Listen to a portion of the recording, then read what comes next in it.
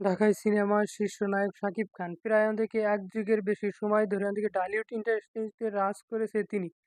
অনেক দিকে ছোট পর্দায় এক সময়ের জনপ্রিয় অভিনেত্রী সাদিয়া জাহান শোভা ব্যক্তি জীবনের নানান ঘটনায় একাধিকবার সংবাদের শিরোনাম হয়েছেন তিনি, যার অধিকাংশ ছিল অভিনেত্রীদের বিতর্ক করার মতো।